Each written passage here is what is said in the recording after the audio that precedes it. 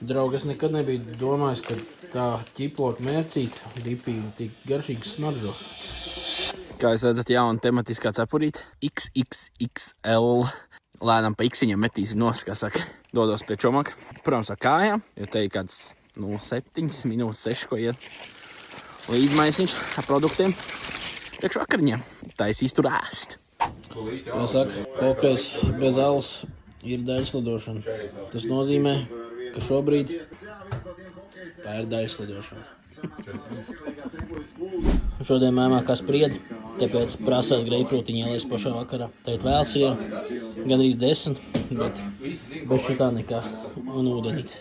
Un drīz būs šautrs.